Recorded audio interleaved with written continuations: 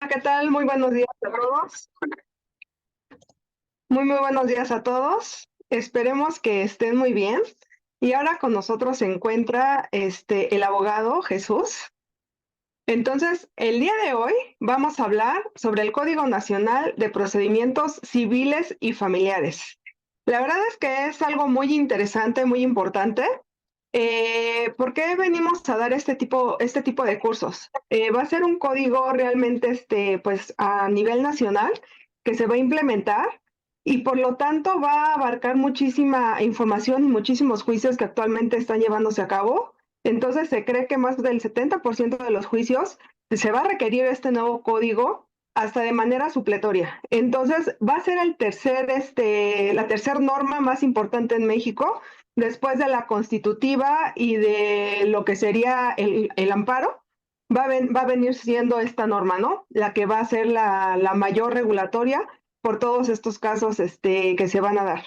Y pues bueno, ahora sí que sin más, pues para mí es un gusto saludarlos a todos ustedes, que conozcan al abogado Jesús y pues adelante, abogado.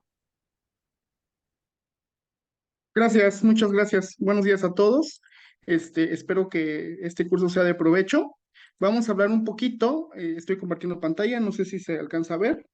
¿Todo perfecto? Sí, ya se ve. Ok. Bueno, buenos días. Vamos a hablar un poquito acerca de este nuevo Código Nacional de Procedimientos Civiles y Familiares, en el entendido de que se hizo para homologar la ley civil y la ley familiar en todo el país. Es decir, en algún estado podría ser que una persona que prestara un servicio tenía que ir a cierta vía establecida por ese mismo estado, ¿no?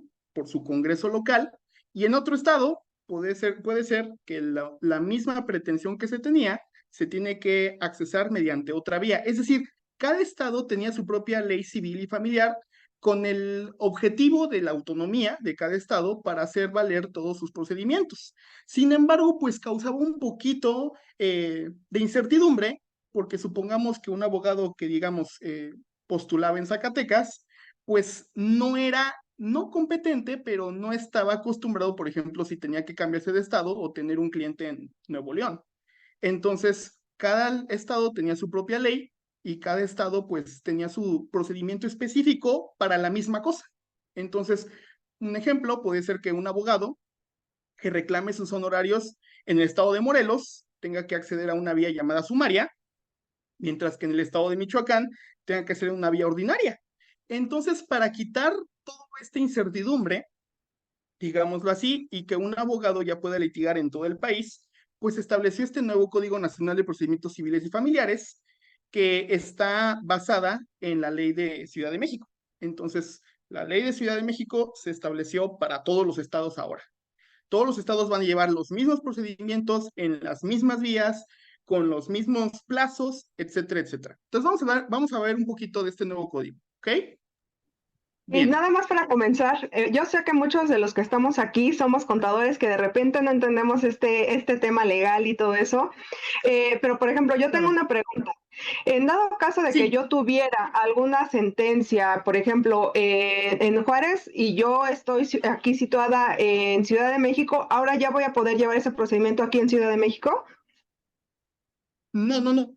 Vamos, la competencia por territorio sigue igual. Es decir, si tienes un conflicto en Ciudad Juárez porque hay un inmueble en Ciudad Juárez, se tiene que llevar en Ciudad Juárez. Pero vaya, si yo soy un abogado de Ciudad de México, mi misma ley va a aplicar para Ciudad Juárez. Ya no tengo que investigar de nueva cuenta a ver qué dice el código de Ciudad Juárez. A lo mejor en Ciudad Juárez, para reclamar un arrendamiento, no se llama juicio especial de desahucio, se llama de otra manera. Entonces, las personas, los abogados, no están familiarizados con todas las leyes de todos los estados. Entonces, si yo tengo un conflicto en Ciudad Juárez y vivo en Ciudad de México, a partir de que este código pues entre para todos los estados obligatoriamente, ya no me tengo que preocupar por no saber cómo litigarlo, pero lo tengo que llevar en Ciudad Juárez. ¿Sí? No sé si me explico. Entonces, Ok, perfecto. No, sí, excelente. Y digo, realmente son este tipo de, a veces de cuestiones que nosotros como contadores no nos hace ese chic y ahí te estaremos molestando también con todas las preguntas que ustedes tengan. Ya saben, por ahí váyanla formulando, vamos a hacer bloques para hacer las respuestas. Recuerden que como tal, bueno, pueden ser cuestiones civiles, cuestiones familiares, de cualquier otra índole sin ningún problema, para que ustedes los vayan haciendo. Ya el material en este momento se está subiendo, el que ustedes están viendo, para que ustedes lo puedan descargar de la página de Facebook. Y recuerden que va a quedar nuestro curso grabado para que allí en Twitter nos puedan dar like, nos pongan a dejar sus comentarios. Y estamos en MC Corporativo Fiscal Laboral. Entonces, continuamos. Excelente. Ok, bueno, vamos a empezar con un poquito de introducción. El día 7 de junio del año en curso, es decir, de 2023, la Secretaría de Gobernación publicó en el Diario Oficial de la Federación el decreto por el que se expide el Código Nacional de Procedimientos Civiles y Familiares, cuya finalidad es homologar la cuestión procesal civil y familiar en todo el país. Lo que veníamos diciendo, homologar, que sea la misma ley para todos los estados en el país. ¿Ok? Esto no quiere decir que también la cuestión de fondo, la ley sustantiva, para los que no me comprendan, la ley sustantiva se refiere a todos los derechos que uno tiene y la ley procesal o ley adjetiva se refiere a la manera en cómo llevarlos a cabo. De manera que, para ponerles un ejemplo, eh, la ley dice que todos los menores de edad necesitan alimentos. Esa norma es una norma de fondo, ¿ok? Es el derecho que tienen los menores de edad. Sin embargo, si, no sé, supongamos, el papá y la mamá se separan, el papá se queda con el hijo y la mamá se va, entonces el papá quiere decirle a la mamá, pues que colabore con los alimentos del menor. Entonces, el papá se va a fundamentar en ese artículo que diga que los alimentos son para los menores de edad.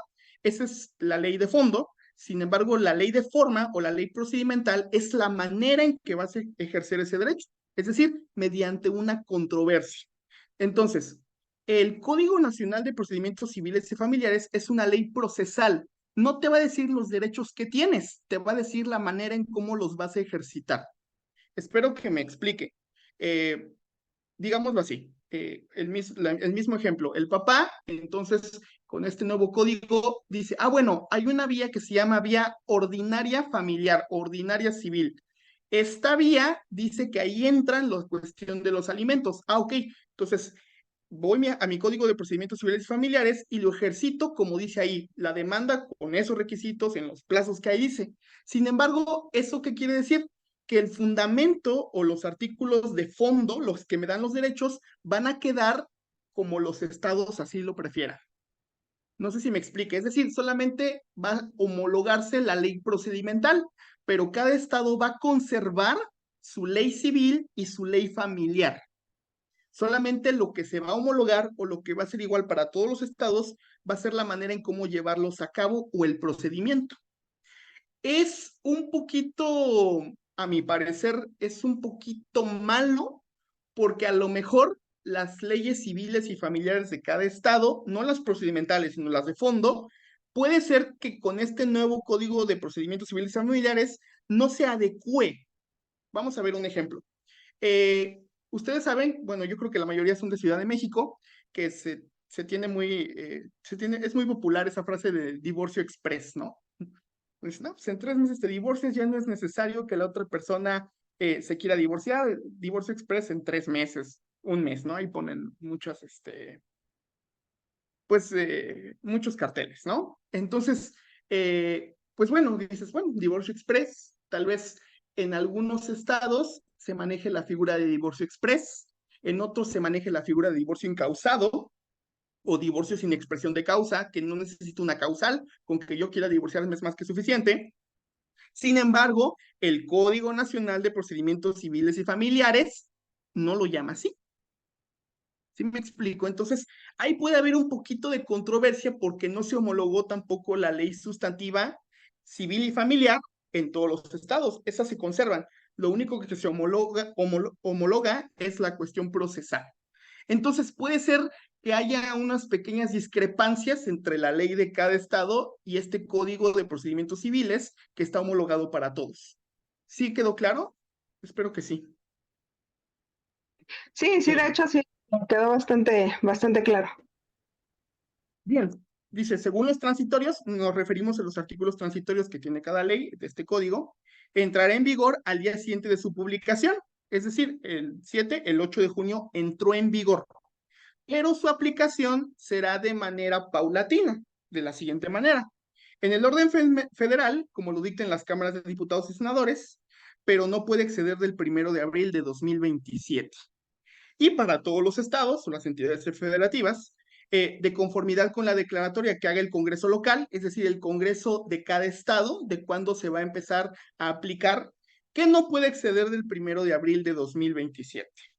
La pregunta podría ser, ¿por qué es hasta el 1 de abril del 2027 si entró en vigor ahorita en 2023? ¿Por qué tantos años? ¿Cuál es el problema? Bueno, el problema, que es un gran problema, es que tienen hasta el 1 de abril de 2027 los tribunales de todos los estados civiles y familiares para adecuar sus instalaciones para llevar a cabo la ley con este nuevo código. ¿Por qué? Porque este nuevo código es preponderantemente oral, ¿sale? Así como los juicios orales en materia penal, ya van a ser también así los juicios civiles y familiares. Entonces, no pueden conservarse las mismas instalaciones de 1980 para acá, que solamente les hacen modificaciones en los estados, les cambian el piso y ya, sino que se tiene que cambiar completamente toda la estructura del tribunal para tener una sala de audiencia oral, para tener la manera de cómo llevar a cabo de manera propicia para esta nueva ley. Entonces, por eso tienen hasta el 1 de abril de 2027. Es decir, tienen hasta, se puede hacer antes, pero es por esta cuestión, porque se tienen que adecuar todas las instalaciones para que se pueda llevar a cabo esta clase de juicios. ¿Ok? Ok, seguimos. Novedades. Empezamos. Las formalidades procesales se simplifica y se da preferencia a los procedimientos orales, una medida que busca agilizar el acceso a la justicia y disminuir los tiempos de resolución. Esta medida, aunque sí lo va a agilizar, que sea de manera oral, vamos, o sea, hay que ser realistas, depende mucho de las partes que intervienen en el juicio. Si una persona se dedica nada más a estar metiendo y metiendo recursos y haciéndole la vida imposible al otro, el hecho de que sea oral no lo va a agilizar tanto. ¿Sale? También depende mucho de las cuestiones que haya entre las personas. Más que nada, les digo por experiencia, entre familias, hay un juicio aquí en el estado de Morelos en el que hay una sucesión intestamentaria desde 1984. ¿No? Entonces, imagínense, no se ha resuelto desde 1984 hasta 2023 y no se ha resuelto. Ya hasta algunos de los que heredaban ya murieron y son los hijos de los hijos, ¿no? Entonces, sí se va a acelerar, pero también depende en gran medida de cómo sean las partes. ¿Ok? Número 2. Se reconoce y atiende la situación de diversos grupos vulnerables, asegurando la equidad de los procedimientos y la inclusión de una perspectiva de género. Sería maravilloso que esto fuera una realidad. Sería maravilloso. La verdad es que actualmente, hay que decirlo, al menos en los tribunales familiares, se le da muchísima preferencia a las mujeres. Esa es una realidad. Les pongo un ejemplo muy, muy simple. Cuando hay una cuestión de hijos, de alimentos, bueno, tal vez en el 80% de los casos, casi siempre es el papá que se va y la mamá que se queda con los hijos. Entonces, cuando una mujer demanda al papá de los niños para que dé pensión alimenticia, es una realidad en todo el país, mete su escrito de demanda, el juzgado no se pone a investigar, la inmensa mayoría, si es verdad, ¿no? A lo mejor el papá sigue viviendo ahí, no investiga nada. En el acuerdo donde admita la demanda, va a señalar una pensión alimenticia a cargo del papá en el que si trabaja en una empresa le va a llegar el oficio a su empresa, donde se le va a descontar cierto porcentaje de acuerdo al número de hijos, fijado de manera discrecional, sin siquiera el papá poder, bueno, no poder, sin siquiera el papá haber contestado la demanda. Es decir, puede ser que llegue primero el descuento y hasta después el juzgado te escuche como papá a ver si es cierto para conocer la verdad de los hechos también, ¿no? Nada más tenemos una versión. Pero inmediatamente se pone el acuerdo donde le descuentan al papá. Podríamos decir, bueno, está bien, porque pues la subsistencia de los menores, pero la cuestión aquí es que al revés eso no sucede, chicos. Bueno, perdón, eh, participantes. Eso no sucede al revés. ¿Qué es lo que sucede al revés? Si el papá es el que se queda con los hijos en la mayoría de los tribunales del país y la mamá es la que se va, la que trabaja, y el papá fue el que se dedicó todo el tiempo a cuidar a los hijos y hacer el aseo de la casa y todo esto, y el papá demanda a la mamá de que dé una pensión, o sea, el mismo supuesto solamente que invertimos a las personas, el juzgado o la mayoría de los juzgados no van a decir al momento de admitir que se le gire un oficio a la mamá y que dé dinero. No se le va a decir así. Van a poner ahí, no, pues que vaya una especialista en trabajo social para que vea si es cierto que el papá vive con los hijos, para ver si es cierto que la mamá no está, para un psicólogo para ver si es cierto que el papá los tiene bien. No sé si me explico. Entonces, vamos, la Constitución dice que el hombre y la mujer son iguales ante la ley. Sin embargo, es un trato muy desigual actualmente entre hombres y mujeres, al menos en materia familiar. Si lo mete la mamá, nadie lo cuestiona. Ahí está, ahí está la pensión. No digo que esté mal, pero ¿por qué no es exactamente igual cuando lo mete el papá? Sí, claro. Bueno, y Eh, ahorita precisamente aprovechando que estás aquí y viendo este tema de retenciones por pensión alimenticia, ¿qué es lo que pasa, por ejemplo, si yo tengo una empresa y no me llega esta retención alimenticia? O sea, a mí como empresa, ¿qué me imputa? ¿Qué es lo que a mí me causaría el que yo no esté descontando? Porque de repente hasta eso, ¿no? O sea, es que sabe que a mí no me descuente, yo ya quedé por fuera, ¿sabe qué? No me haga este tipo de descuentos o bájeme el salario. En esta parte de retenciones, ¿existen montos fijos o siempre va a ser un porcentaje del salario? ¿Qué nos puedes platicar para toda esta gente que estamos viviendo en materia laboral día a día con una empresa que tenemos que ver este tipo de situaciones? ok, bueno, vamos desde el principio. Cuando una persona solicita una pensión de otra, ya sea para ella, para él o para los hijos, se puede determinar de dos maneras, ¿sale? Bajo un esquema de porcentaje. Por lo regular, se da un esquema de porcentaje o se pide un esquema por porcentaje cuando sabemos que la persona deudora tiene un trabajo fijo. Tienes un trabajo fijo, pues de lo que ganas, un porcentaje. Esa es como estrategia. Yo sé que tiene un trabajo fijo que ahí está de 7 de la mañana a 3 de la tarde, un decir, ¿no? Entonces, yo sé dónde trabaja, sé qué puesto tiene, cuando lo demando o la demando, le pongo ahí que necesito o quiero o requiero un porcentaje.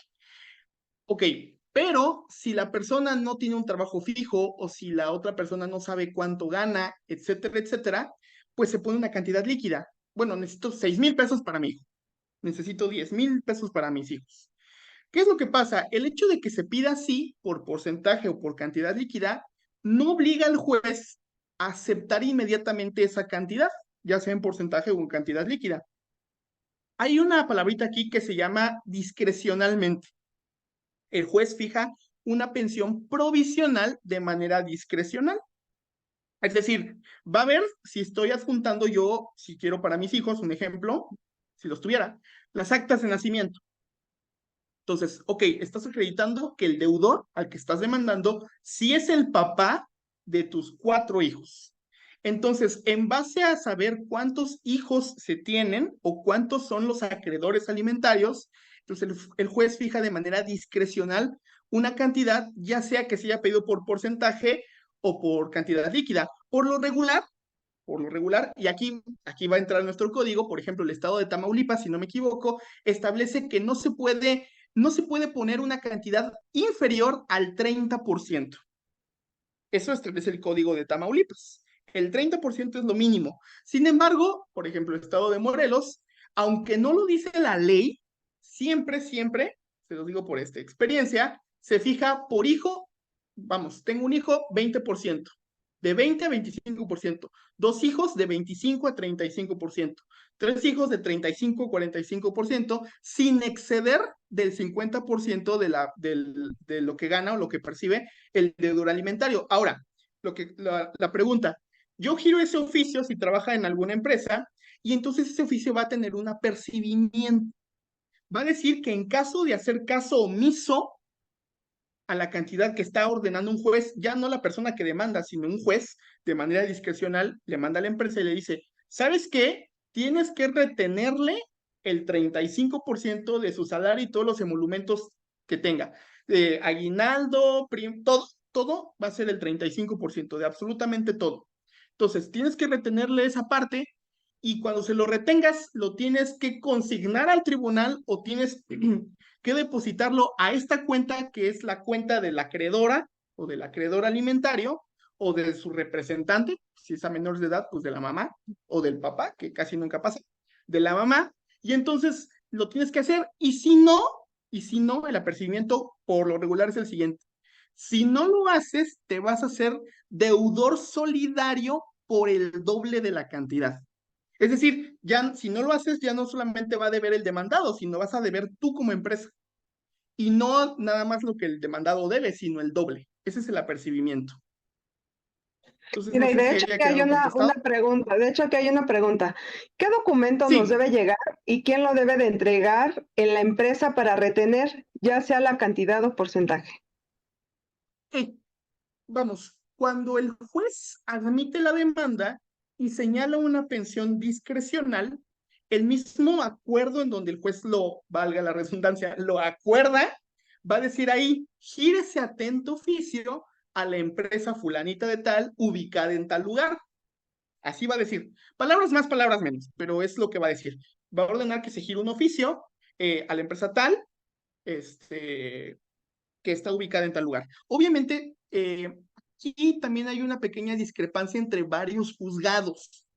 Si, por ejemplo, la empresa está fuera de la competencia del juzgado, es decir, no sé, supongamos que el juicio está en Ciudad de México, pero el señor trabaja en el estado de Guanajuato, ¿no? Y va cada fin de semana, supongamos, ¿no? Entonces, a veces lo correcto es que todos los tribunales tienen competencia para girar oficios por alimentos en todo el país. Eso es el deber ser, ¿sale? Vamos, como son cuestiones de alimentos de interés superior de un menor de edad, el juzgado de Ciudad de México puede girar el oficio a San Luis Potosí, a Zacatecas, a Guanajuato. Pero hay algunos que pues, se ponen con cositas por ahí y dicen, no, no, no, tienes que mandar un exhorto al juzgado competente para que te diligencie tu oficio.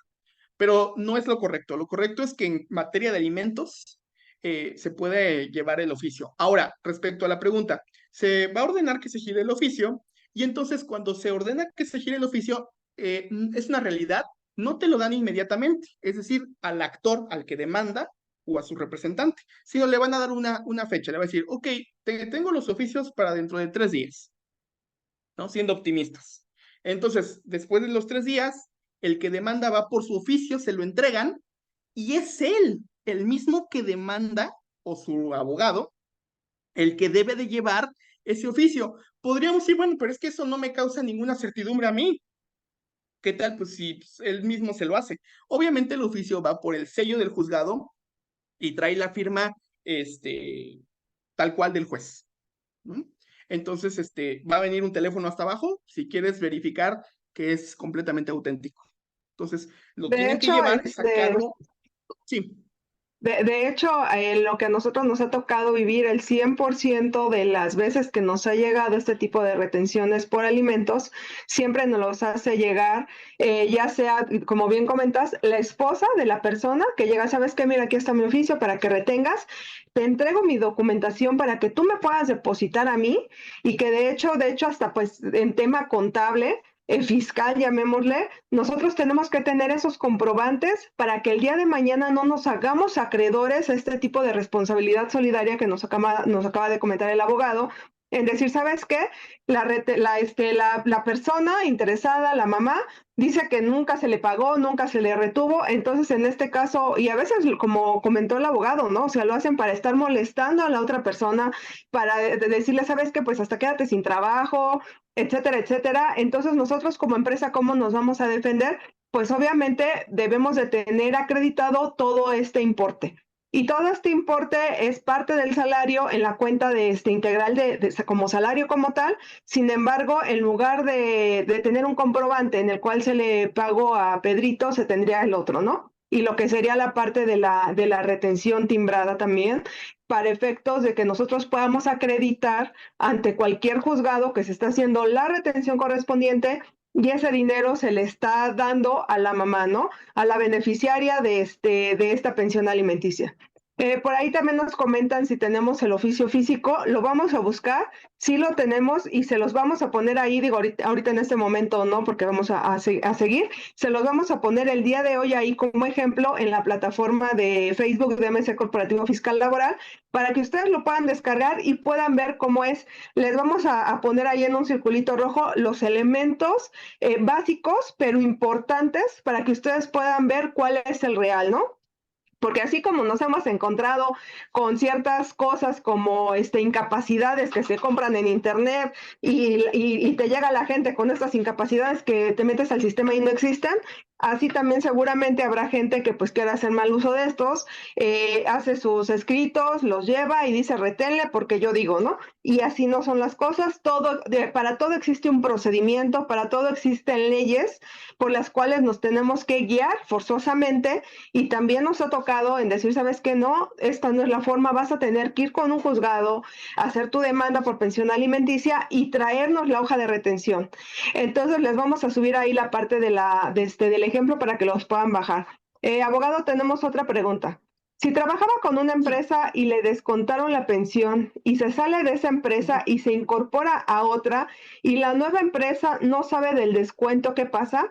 La empresa no tiene obligación de estar checando pensión, sí o no. Y aprovechamos, ¿existe alguna página para que nosotros tengamos o no obligación, que ya nos los va ahorita a explicar el abogado, podamos checar por cada uno de nuestros trabajadores? Ok. Aquí también depende mucho de la pericia de los abogados. Cuando, al menos yo, cuando pido una pensión alimenticia, ahí se establece también una, una leyendita que dice más o menos lo siguiente. En caso de despido o de renuncia voluntaria por parte del deudor alimentista, se solicita a este juzgado ordene a la empresa se le retenga el mínimo de 3 meses de sueldo al deudor alimentario.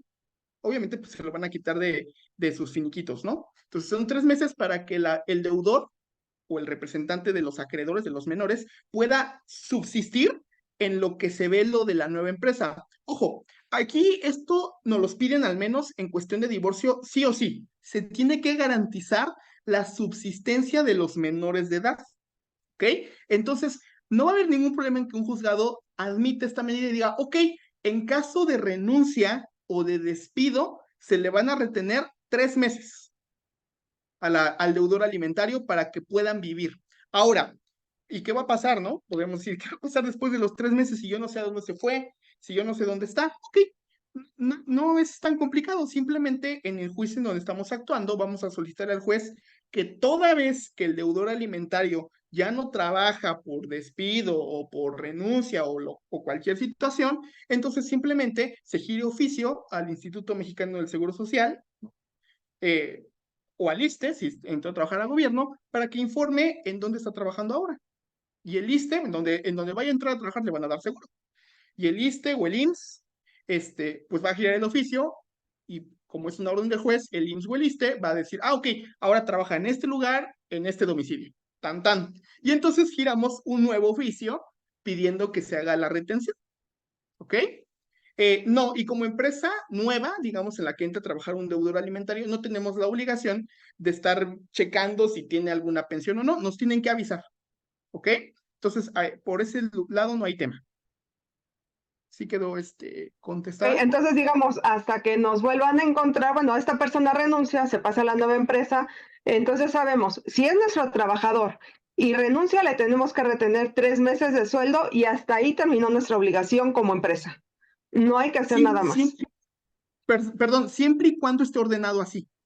O sea, en el Ok. oficio del juzgado que diga esa cuestión, que diga, en caso de renuncia o despido, reténgasele. Si no dice esa leyendita, no tenemos tampoco la obligación de retenerle 3 meses. Ah, perfecto, ¿Sale? perfecto, eso estuvo perfecto. Y número 2, si esta nueva persona que se le tiene que hacer Ujú, la retención alimentaria entra a ujú, trabajar con nosotros, nosotros como empresa nueva no estamos obligados a tener que ujú. retenerle, puesto que no lo sabemos, no somos adivinos, no estamos obligados. Estamos obligados en el momento en que llega la persona interesada o el abogado de la persona interesada a entregarnos el oficio. Ahora una pregunta. Correctísimo. Yo, por ejemplo, como Sí. empresa, apenas me llegó el oficio, ¿cómo pudiera acreditar? Esta persona empezó a trabajar en enero. ¿Cómo pudiera acreditar Ujú, que apenas me hicieron ujú. llegar el oficio en el mes de agosto y no en enero que empezó a trabajar conmigo? Y si yo le tendría que retener lo de retroactivamente lo de hacia atrás o no. ¿Qué pasa en este caso? Sí, obviamente, al menos que el oficio diga que se tenga que agarrar retroactivamente, se tendría que hacer. Si no, no. Es a partir de que lo recibo, a partir de ahí empiezo a hacer los descuentos. Ojo, si por alguna razón, y vamos a ver un poquito más en este caso, yo no puedo como empresa, o sea, es imposible materialmente cumplir con lo que me está solicitando el juzgado, se lo tengo que hacer saber y no va a pasar nada. Ejemplo, en algún momento hubo un caso de una persona que él tenía 4 hijos, el señor. Entonces, de manera líquida, el juzgado dijo, no, pues ¿sabes qué? Necesitamos 8,000 pesos mensuales. Se le giró el oficio a la empresa, pero resulta que este señor pues ganaba 7,500. Entonces, la empresa pues decía, pues, o sea, ¿cómo puedo retenerle 8,000 a alguien que gana 7,500? Yo no tengo la manera de hacerlo y pues evidentemente yo no estoy obligado como empresa a poner, ¿no? Digámoslo así, esos 500 para que el señorito cumpla, ¿no? O yo cumpla. Entonces simplemente se le hace saber al tribunal, oye, ¿sabes qué?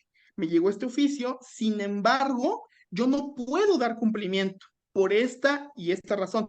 Ojo, chicos, perdón, chicos, les digo chicos, participantes, este, cuando sea así, tiene que ser como consejo 3 días máximo para poder decirle al tribunal esta situación. 3 días máximo. ¿Por qué? Porque estamos ante una situación de menores de edad o por la mayoría de las razones de menores de edad. Entonces, si son menores de edad, yo no puedo dilatarme y decir, ah, ok, no, no, no podemos de todas maneras, espérate hasta que nos vuelvan a requerir, espérate un mes o 2 meses, porque van a evaluar nuestro comportamiento procesal y van a decir, a ver, ¿por qué no me lo dijiste luego, luego? Son niños, son menores de edad, necesitan comida, no puedes esperarte. Entonces, si no les están dando un plazo, que por lo general les van a dar un plazo, les van a decir, retengan esta cantidad, consígnenlo ante el tribunal o deposítenle a esta persona por quincenas adelantadas, por mensualidades adelantadas, y en caso, no siempre lo dice, ojo, pero a veces sí, y en caso de no poder dar cumplimiento por alguna razón, como el caso que les acabo de explicar, menciónenlo ante el tribunal.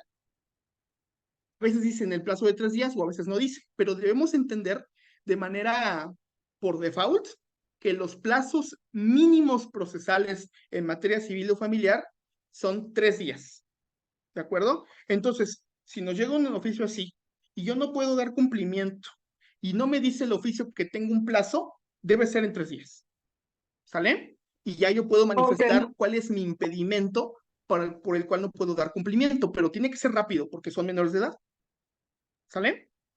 Pero por lo mientras yo retengo los 7,500 y le deposito a la beneficiaria esos 7,500, ¿no? Entonces, digo, hablando que lo mejor es, me llega el oficio y al siguiente día yo tengo que retener. Tampoco es tan recomendable porque le estoy dejando sin nada al trabajador.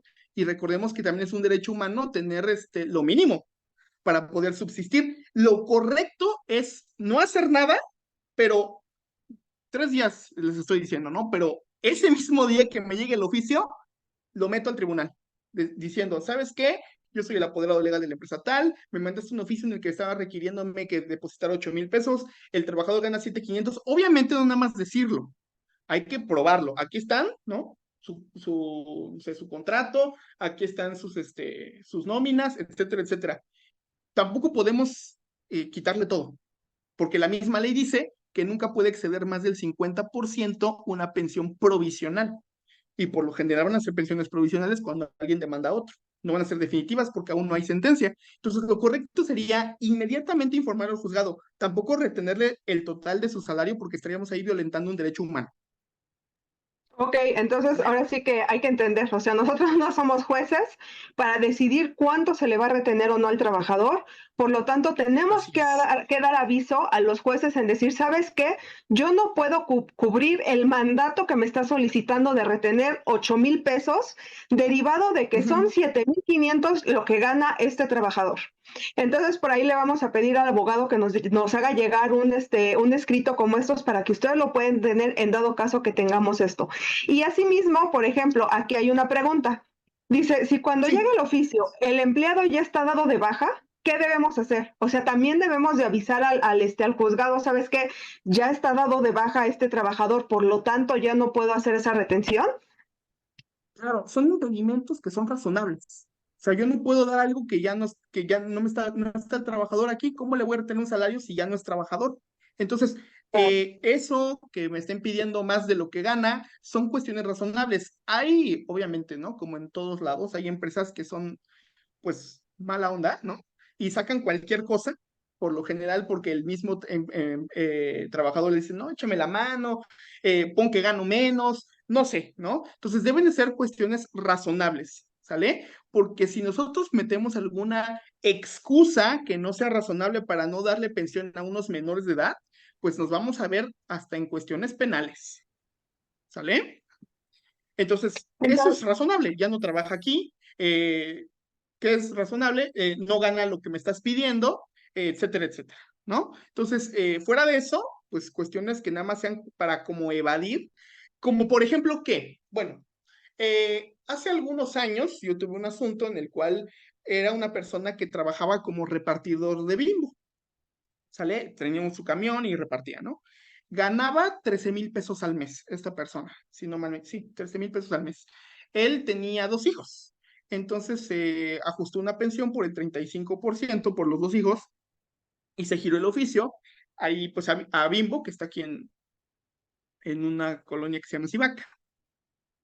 Se gira el oficio y entonces Bimbo hace esto, mete un escrito ante el juzgado de lo familiar y dice, no puedo dar cumplimiento, ojo, no puedo dar cumplimiento porque nosotros pagamos y depositamos la nómina en Banamex. Y aquí me están pidiendo que la deposite a una cuenta de Banorte. Oye. Y así, esa fue su excusa. Evidentemente, cuando nos dieron vista, cuando digo nos dieron vista, significa nos hicieron conocedores de lo que puso la empresa y nos dieron 3 días para que nosotros manifestáramos algo, pues dijimos, o sea, ese no es nuestro problema. ¿No estamos de acuerdo? No es mi problema que deposites en Banamex y no en Banorte. Son menores de edad, tienen que comer, haz algo, ¿no? Obviamente al final decía a la empresa, bueno, es que no puedo cambiar todo lo que llevo de años para pagarle a alguien en Banorte. Entonces lo que se hizo, lo que el juez ordenó, con multas, o sea, ya con multas, o sea, no estás cumpliendo multa porque son menores de edad, fue que Bimbo hiciera cheques para esta persona, para la acreedora alimentaria, y ya los pudiera cobrar. ¿Sale? Para poder pagar la pensión. Pero eso me refiero con cuestiones que no son razonables. ¿Sale? sí, claro, de hecho me ha tocado muchas veces ver en este tipo de empresas grandes en donde ya tienen muchísima, ahora sí que ya tienen muchísima estructura. Entonces, por eso es Ujú. que de repente les cuesta trabajo meter algo adicional. Dicen, no, o sea, yo no voy a romper toda estructura nada más por algo adicional. Entonces, lo que hacen es sacar cheques y de hecho también así acreditar que entonces la persona está recibiendo, porque obviamente la persona va por el cheque y al estar yendo ahí le haces firmar de que está recibiendo el cheque, ¿no? Y derivado de que le pides una INE, etcétera, etcétera. Entonces es muy importante esto que nos está comentando el abogado, en dar también a lo mejor hasta alternativas, en dado caso que nosotros tengamos este tipo de empresas en donde ya tiene establecidos procesos muy definidos. Entonces, aquí dice, cuando llega el oficio, el empleado ya está dado de baja, ok, ya comentamos. sí tenemos que dar Ujú. aviso comentando que ya está dado de baja y de hecho, como comenta el abogado, hay que meter toda la documentación probatoria, el finiquito que ya nos firmó, etcétera, etcétera. En dado caso que haya sido un abandono de trabajo, pues obviamente levantar un acta administrativa en donde se dé cuándo fue este tipo de situaciones de abandono de trabajo. Y lo que también nosotros no recomendamos nunca, que hagamos cosas ilícitas para derivado de estas situaciones. También nos ha tocado muchas veces. ¿Cómo le hago para bajarle el salario y otra parte en efectivo para que no pague tanta pensión? ¿Cómo le hago para que ya esté fuera de la seguridad social, darlo de baja y pagarle por fuera? La verdad es que son multas millonarias, son temas penales, porque estamos hablando que es el derecho de un menor, el tener el alimento, el poderse llevar a la boca este alimento, y entonces cuando la empresa entra a este tipo de círculos y la autoridad se da cuenta, obviamente también la autoridad ya pudiera, y de hecho hasta la persona, ¿no? La mamá, ¿sabes qué? Esta persona, el esposo ganaba 10,000 pesos, ahora cómo me dices que son 7,500 y por eso no me puedes entregar los 8,000. Aquí traigo yo un recibo donde él recibía 10,000 pesos y está en esta misma empresa. Entonces, ahí ya la empresa también se mete en cuestiones penales que van a recaer también a lo que serían los apoderados legales o a los responsables de esas áreas. Hay que tener muchísimo cuidado en hacer este tipo, mucha gente le llama estrategia, que no es estrategia, es incumplimiento y obviamente pues va en contra de los derechos de todos los menores, ¿no? Entonces dice, buenos días, ese aviso lo tiene que hacer la empresa donde renuncia. O sea, si yo tengo ya una persona con retención por alimentos y renuncia, ¿yo como empresa le tengo que dar aviso al juzgado o no es necesario? Correcto. No, sí, sí, sí, por supuesto. Si la persona renuncia y tiene vivo, digámoslo así, ¿no? Está vivo, la cuestión de la pensión alimenticia, se tiene que informar a la empresa, perdón, al juzgado, la empresa tiene que informar que esa persona ya está dada de baja. ¿Sale? ¿Por Ah, qué? ok. Porque ya no le va a ya no va a seguir reteniendo. ¿Estamos de acuerdo? Y como ya no va a seguir reteniendo, puede ser responsable si no avisa. Tiene que avisar, ¿sabes qué? Ya se dio de baja y ya estar al pendiente, o sea, no solamente es avisar, hay que estar al pendiente de lo que salga en el boletín judicial. Cada tribunal de todo el país, cada estado tiene una página de internet que es el boletín judicial. Ahí salen diariamente todo lo que sale publicado de cada asunto. Entonces, cuando la empresa meta este tipo de información, tiene que estar el apoderado legal o que se dedica a lo legal, estar pendiente de lo que sale en el boletín, porque puede ser, o sea, digámoslo en un sentido muy remoto, ¿no? Puede ser que el tribunal diga, ok, dices que ya renunció, sin embargo, te requiero para que digas en qué fecha, aunque si no lo hayamos metido, o nos ratifiques que sí fue en esta fecha, nos digas qué circunstancias, nos menciones si tienen algún procedimiento laboral, nos menciones si sabes a dónde se fue, etcétera, etcétera. Y si nosotros no estamos al pendiente del boletín, esos requerimientos van a estar ahí y nosotros no los vamos a saber. ¿Sale? Y si, bueno, en el caso extremo, podemos pues incurrir en multas y todo esto por no contestar. Entonces, no solamente es meter y estar al pendiente de lo que vamos, como si fuéramos otra parte en el juicio. Ok, ¿Sale? Estar al pendiente ahora de lo que también requieren. algo importante que por ahí nos comentaron.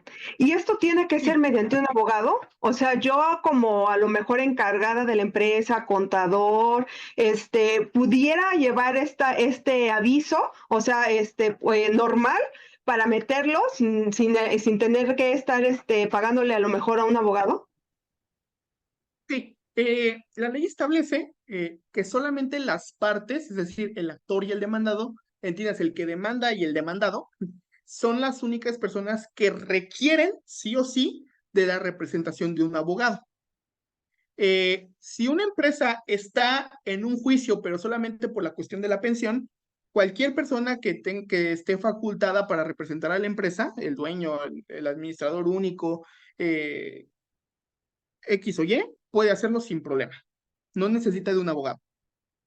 Ok, entonces también, abogado, le vamos a pedir que nos mande un escrito para que el día de hoy lo tengamos publicado ahí, hoy 28 de agosto, en la página de MC Corporativo Fiscal Laboral, porque como sabrán, de repente tenemos varios cursos y vamos publicando material, entonces para no tener material rezagado, para la gente que ve el video en repeticiones de YouTube, que precisamente ahí en el post del 28 de agosto del 2023 va a tener estos escritos, estos materiales para que los puedan descargar y en dado caso que ustedes tengan algo similar, obviamente le puedan dar seguimiento. Aquí tenemos otra pregunta, digo, no es de retención de pensión, es de otro tipo de retención, pero vamos a contestársela de una vez a Juanilo. Si el empleado tiene descuentos Infonavit y el monto de la retención es mayor, ¿cuál es el criterio? Nosotros como RH elaboramos el escrito de contestación. ¿Hay algún machote o lo tiene que hacer un abogado? Mira, realmente, ¿qué es lo que pasa cuando se hace un crédito o Infonavit? Aquí la autoridad te dice, quien tuvo ahora sí que quien fue a solicitar el crédito y ante qué institución es el trabajador y el Infonavit. Como tal, tú como empresa quedas como tercera. El trabajador tiene que ir al Infonavit con sus recibos de nómina acreditando que gana menos de ese monto estipulado y que se le haga una renovación a ese crédito, o sea, una reestructuración, en el cual le diga que se le tiene que retener menos. Porque nosotros como empresa, aunque tú presentes un escrito, las diferencias ante el Infonavit te van a venir y vas a tener que pagar el 100%. Cuando es así, nosotros le solicitamos al trabajador en ese momento que vaya, haga la reestructuración y que nos deposite el diferencial para poder retener. Porque también hay una ley, como bien comentó el abogado, en el cual dice, tú no le puedes dejar al trabajador sin comida y retenerle hasta más del 100%. Sin embargo, también nos ha tocado muchas veces que el trabajador dice, es que no solamente lo pago yo, lo paga mi esposa o lo paga mi hermana o lo paga X o Y, gente que también vive con nosotros. Por lo tanto, yo sí puedo pagar más de ese 100%. Pero lo primero que tienes que hacer es, obviamente, hablarlo con el trabajador. Si no es el caso y te dice, ¿sabes qué? Yo aparte no puedo pagar ese 100%, porque recordemos que si se empieza a bajar la parte de retención, entonces ya no va a pagar en esos 20 años, sino en 30, 40 o 50 años. Los intereses van a ser mayores, muchísimas cuestiones que el trabajador debe saber. Cuando el trabajador dice, ¿sabes qué? Sí, yo quiero seguir pagando ese 100% y te voy a depositar esos 500 pesos más para que pagues los 8,000 y no 7,500, que es lo que yo gano. Nosotros ahí nos quitamos esa diferencia, pagamos al instituto como debe de ser y ya nada más es manejarlo como el tema contable, ¿no? Si no es así, se le deben de dar al trabajador todos sus recibos para que él vaya a solicitar una reestructuración, derivado de que tú no puedes reestructurar sin el consentimiento del trabajador. Cuando tú mandas un escrito a la autoridad, él dice, yo no te puedo reestructurar hasta que el trabajador no venga y yo pueda platicar con él. Entonces, si bien hasta ahorita realmente no nos ha tocado en el cual el Infonavit reestructure directamente y te digas como empresa, ¿sabes qué? Sí tienes razón, debimos de haber reestructurado, ¿no? O sea, realmente es directamente con el trabajador, la documental con el trabajador, la firma con el trabajador, y él es el que debe de ir a solicitar y con eso se hace de forma inmediata. Digo, no sé cuánto tiempo tiene que tú metiste este escrito, pero si no te han dado contestación, te siguen llegando tus cuotas obreras patronales con la retención mayor, es porque tiene que ir el trabajador forzosamente. Entonces, eso es lo que se tendría que hacer, el deber ser, para que pueda él acreditar con todos sus recibos que no puede pagar y se le haga la reestructuración. Y en este caso, la empresa ni siquiera tiene que tener un abogado ni nada, únicamente necesita ir el trabajador. A ver, aquí dice, si un trabajador no es permanente en su puesto de trabajo y no le dan seguridad social, ¿cómo funciona la pensión? No, pues es que estamos hablando que es una empresa que está pidiendo, que está haciendo varias cuestiones a lo mejor que no son correctas. En el momento en que decimos, es un trabajador que no tiene seguridad social, aunque no sea permanente, todos los trabajadores deben de tener seguridad social. O sea, realmente ahí se están, digamos, cayendo en varias cuestiones, pues hasta penales, si tú lo quieres, laborales también, al no darle seguridad social. O sea, en este caso, si me dices, pues lo que hagas está de todas formas mal. Aunque no sea pues, permanente, si se da la relación laboral, o sea, que existe un trabajador y un patrón que le está dando órdenes, desde el día 1, esta persona debe de estar dada de alta. Porque también me ha tocado en decir, oye, Es un trabajador que precisamente está en los 3 meses en el cual yo puedo ver si funciona o no funciona. Pues sí, pero desde el día 1 este trabajador debe de estar dado de alta. No puede no tener seguridad social. Si le llegaran también retención por pensión alimenticia y ya tiene una retención de Infonavit, ¿cuál es el criterio? ¿Cuál se descuenta primero y en qué porcentaje? Aquí que nos pudieras comentar, abogado. Sí, hay muchas ocasiones en las que algún trabajador que es deudor alimentario, pues tiene un montón de créditos, ¿no? Se ha visto, no, pues es que estoy pagando Infonavit, tengo un crédito en Sears, tengo otro crédito así, y así, y así, y así, ¿no? Ojo, obviamente cuando una persona demanda a otra una pensión alimenticia, pues obviamente no va a decir, ¿saben qué? Tiene un montón de créditos, yo la voy a demandar por mis hijos, ¿no? Tengo dos, tres, el juez le va a fijar una pensión. Va a decir, no, pues es supongamos, el 30%. Entonces, cuando se entera la parte que debe, es el 30%, pero le pago al Infonavit tanto y pago de a Coppel tanto y pago a la tarjeta tal tanto, obviamente pues no me queda a mí para vivir. El juzgado tiene, o debe de tener más bien, un criterio que dice, a ver, todos esos créditos tú los obtuviste de manera, digámoslo así, voluntaria. Primero son las necesidades de los hijos y después tus créditos. Entonces, primero, si el interés superior del menor está por encima de todos los demás derechos. Si tú te fuiste a endeudar con Coppel, con Infonavit, con Electra y con todo, es algo que a nosotros, bueno, se oye muy feo, ¿no? Pero es algo que, pues, es irrelevante. Tienes que dar el 30%, el 35% de alimentos y, obviamente, aquí hay que tener una consideración. Es verdad que sí se dejan fuera las retenciones, pero las de ley, ¿ok? Entonces, el IMSS, ¿no? Las retenciones de ley, también dice la jurisprudencia que cuando se da ayuda para gasolina de carros, pues obviamente no es algo que perciba el trabajador, es algo para hacer su trabajo, ¿no? Entonces, salvo las deducciones de ley, todo lo demás entra, no importa si tienes Infonavit, no importa si le debes a Coppel, a Electra, al Instituto de Crédito, que sea, tú tienes que cumplir primeramente con la pensión alimenticia, ¿sale? Te van a Es decir de correcto. manera coloquialmente, busca otro trabajo, ¿no? Sí, de O hecho, trabaja en las tardes. como comenta, lo primero va a ser la retención de pensión alimenticia y en este caso volvemos a lo mismo, que el trabajador vaya directamente al Infonavit y que solicite una reestructuración llevando su documentación de la pensión. En decir, ¿sabes qué, Infonavit? Mira, tengo un descuento de pensión, por lo tanto necesito una reestructuración.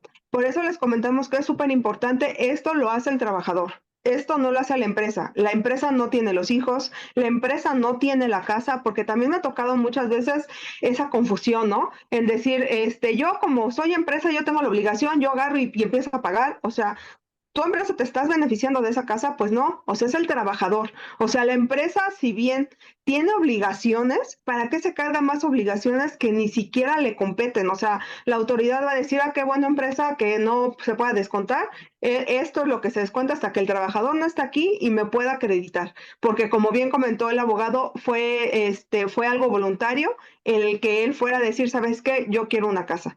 Ahora también constitucionalmente tiene derecho a tener una vivienda. Entonces, en este sentido, ya el Infonavit mediará en decir, ¿sabes qué? Bueno, no te voy a quitar la casa porque tienes derecho a la vivienda, te voy a bajar el crédito, pero no me lo vas a bajar, me lo vas a pagar a 20 años, sino 30 o 40 años. Pero todo esto debe de estar plasmado en un documento firmado por el trabajador, enviado por el Infonavit, que la empresa no tiene nada que ver.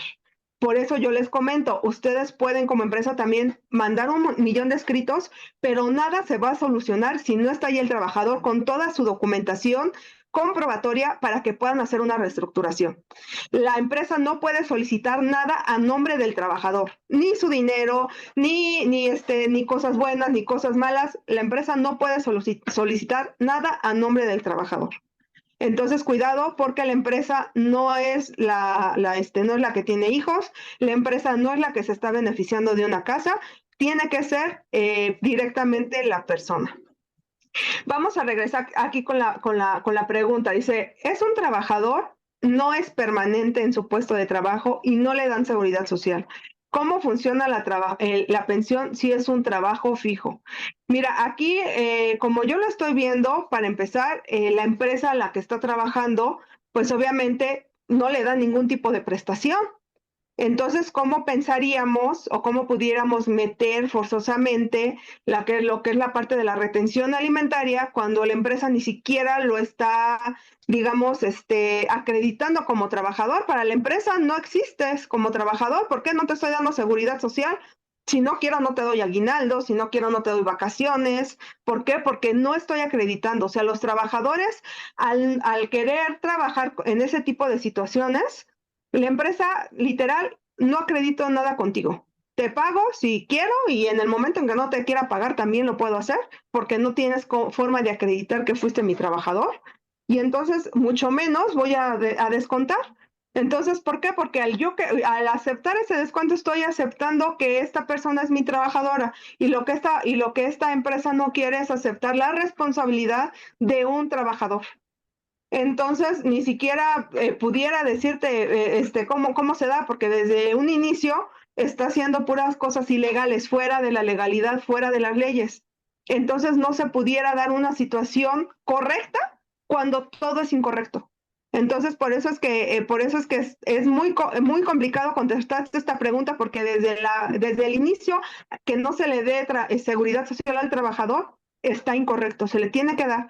Ahora sí, ya acredité que eres mi trabajador, ya lo estoy aceptando, ahora sí ya te puedo descontar, pero si ni siquiera acredito que eres mi trabajador y te estoy pagando, entonces ¿cómo te va a descontar? O sea, es muy ilógico dentro de mi cabeza poder plantear una solución a esto, derivado de que todo está fuera de la ilegalidad. Nos dice Juanilú, dice, si le llegaran también retenciones por pensión alimenticia, ya tiene Infonavit, ¿cuál es el criterio? Es lo que ya comentamos. Y pues bueno, hasta aquí las preguntas para poder seguir.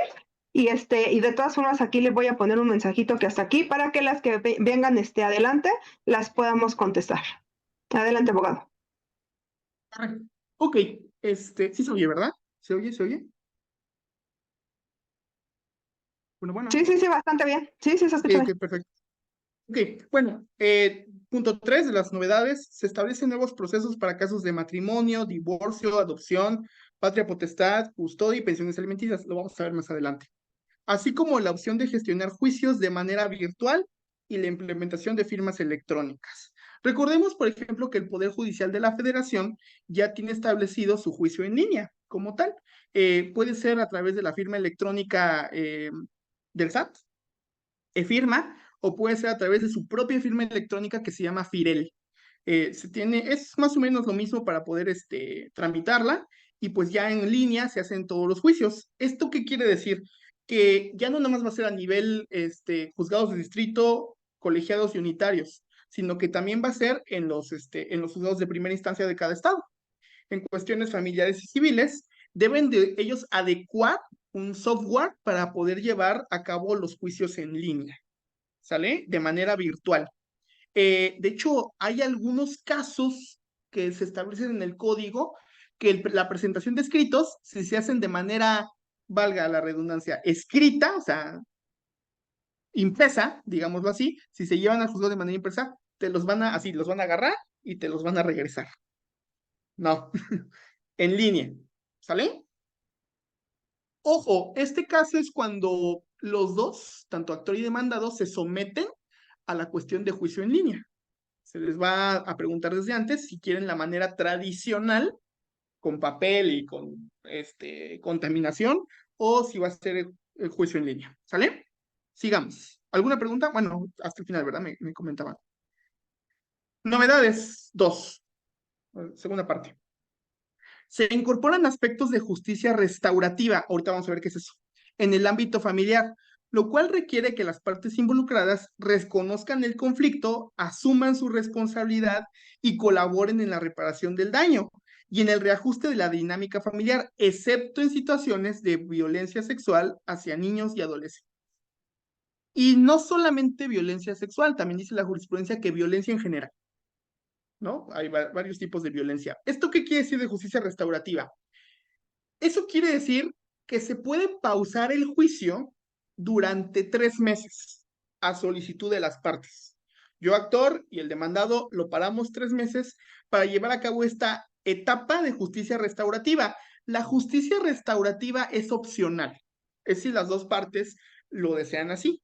¿Qué significa esto? Bueno, paramos el juicio durante 3 meses. Eso no quiere decir que voy a dejar de pagar pensión alimenticia si estoy pagando. No quiere decir que deja de tener la custodia ella o él si la está teniendo, sino que se quedan subsistentes todas las medidas provisionales para que los hijos puedan seguir viviendo, subsistiendo, y simplemente esta justicia restaurativa de 3 meses es para que vayan psicólogos, vayan trabajadores sociales a ver cómo viven los niños, a ver cómo están los padres respecto a los hijos psicológicamente y los hijos respecto a los padres, y entonces se hace una evaluación, se tiene que hacer una entrevista a los dos.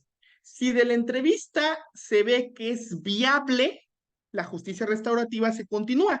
Y si no, te dicen, a ver, no, esta persona no va a cooperar nunca, ¿no? Ya vimos. Entonces, se da por terminada la justicia restaurativa y seguimos con el juicio. Pero si se da la justicia restaurativa, pues van a tener que ir a talleres, escuelas para padres, etcétera, etcétera. Y entonces, al final de estos 3 meses, si se considera que hay un daño más que nada patrimonial en cuestión de dinero, pues pueden quedar de acuerdo las partes en cómo resarcirlo. ¿Sale? Entonces, llegan a un convenio y se da por terminado el juicio. Para ese convenio se cita una audiencia y se ve esta justicia restaurativa como tuvo que ver para dar una compensación por los daños causados. Ojo, nada que sea violencia puede estar sujeto a un convenio. O sea, sí me violentaste, durante 3 meses me golpeaste con, no sé, un bat, ¿no? Me apagaste cigarros, dame 100,000 pesos y ya con eso queda. No. Entonces, excepto las cuestiones de violencia y más aún la sexual, eh, todo lo demás entra en justicia restaurativa, que es opcional para las partes. ¿De acuerdo? Ok, Miren, aquí entonces estaba. hablando Ay, perdón. de esta parte de la justicia restaurativa, ¿esto puede ser económico? O sea, ¿es económico un importe y también nos pudiera llegar un tipo de retención por esta justicia restaurativa independiente de la retención por pensión alimenticia que ya existe? Sí y no. Ok, en la cuestión de alimentos provisionales, en lo que se está llevando el juicio o se está llevando esta justicia restaurativa, no va a haber más retenciones a la empresa. Hasta el momento en que esta justicia restaurativa termine y sigue un convenio de alimentos definitivos y digamos, ok, a ver, como yo estoy consciente, un ejemplo, ¿no? Yo estoy consciente que nunca vi a mi hijo, que hasta los 5 años no lo quería conocer, que se burlaban de él en la escuela, no lo sé, ¿no? Entonces, a ver, yo te voy a dar la pensión, ¿no? Normal, de aquí en adelante, en eso quedamos, y aparte, en compensación por mi ausencia, digámoslo así, o en compensación porque no lo conocí y todo esto, le voy a dar, no sé, ¿no? Le voy a regalar un departamento, no sé, un departamento, le regalo un coche cuando tenga 18, ¿no? Entonces, al momento de que digo, bueno, te voy a dar esto, al final va a ser más de lo que quedó de manera provisional, ya no va a ser el 25, te voy a dar el 30 y te voy a dar esto otro, entonces ahí ya se haría otro segundo oficio en el cual le pediría el juzgado a la empresa que quedara o dejara insubsistente la primera retención y se pusiera una nueva de manera definitiva. ¿Sale? Ok, entonces pudiéramos tener ahí un cambio de importe de pensión alimenticia que a lo mejor Así también es. ya pudiera llegar en este tema a juntarse con otro tipo de retenciones, Infonavit, etcétera. Y en su momento, entonces Sí. también se le pediría al trabajador que acredite todo ante el juez para que también no se quede sin algún tipo pues de dinero, ¿no? Para la subsistencia normal. Y por ejemplo, aquí esto Claro. que nos estás comentando, en donde al papá a lo mejor se le pide también ir a ciertas cuestiones, pues, no sé, algunos tipos de terapias, a lo mejor hasta para ir a ver a los hijos entre semana, etcétera, etcétera. También por oficio a nosotros nos debe de llegar si es que el papá necesita salir antes o esto no llega a suceder. No, no llega a suceder. Simplemente lo que pasa en la actualidad es que los papás que tienen que ir, y no solamente hablamos de cuestiones de terapia, ¿no? Cuando tienen que ir a sus audiencias, ¿no? Pues hay una audiencia. Actualmente, pues las audiencias de pruebas y alegatos, ¿no? Pues tengo que ir. me van a preguntar cosas, entonces simplemente pues le dices a tu patrón o a tu empresa, ¿sabes qué? Pues no voy a venir porque tengo que ir al juzgado y pues, le mandas una foto, ¿no? De tu acuerdo que dice que tienes que estar allá. Entonces, no, como tal, el juzgado no va a hacer eso, no le va a avisar a la empresa, ¿sabes qué? Como va a tomar terapia con su familia, no va a ir jueves y viernes a trabajar, no. Y por lo general, también en este sentido, los juzgados tratan de hacerlo siempre por las tardes, ¿sale? Ah, ok, sí, es que también recordemos ahorita que toda esta parte de las incapacidades también ya ha cambiado un poco para darle Mm. incapacidad al papá en el caso del nacimiento de un hijo, ¿no? Y como recordemos, todo esto va a ser nuevo, va a venir a reformar realmente muchas cosas como se venían a dar. Vamos a estar dando cursos, digo, ahorita esto es muy precario, muy poquito lo que les estamos dando, pero vamos a seguir dando cursos de capacitación de cómo van a venir a todas estas cuestiones familiares civiles a mejorar en un ámbito ya nacional, más que local como se venía haciendo. Y a lo mejor el día de mañana que nos diga, ¿no? Sabes que también ya va a haber incapacidades por este tipo de situaciones para el papá. Hasta ahorita, como acaba de comentar el abogado, no existen. Sin embargo, sí nos ha dado o se ha dado en que el trabajador dice, ¿sabes qué? Tengo que ir al juzgado, perdón, aquí está mi documento, entonces entrégame un día sin goce de sueldo. Como tal, solamente las incapacidades son como aquellas que nosotros podemos obtener de un trabajador para poder acreditar el ausentismo. En este caso, pues, sin él no las enseña, etcétera, etcétera, sin goce de sueldo. Hasta ahorita no hay alguno que se tenga que pagar con goce de sueldo más que las vacaciones. Entonces, sigamos. Ok, y bueno, como habíamos comentado, esta justicia restaurativa es meramente opcional y no se va a exigir en la cuestión de los juicios familiares, ¿sale? Seguimos. En concordancia con la agenda global, se asegura el respeto a los derechos humanos y se prioriza la prevención de revictimización de mujeres, niños y adolescentes en situaciones de violencia y abuso. No es como lo general. Se introduce el papel de un representante social con funciones similares a las de fiscal del Ministerio Público. Ok, en este punto hay que hacer hincapié. Al menos en los juzgados de distrito, que son federales, ahorita, una vez que esté involucrado un menor de edad,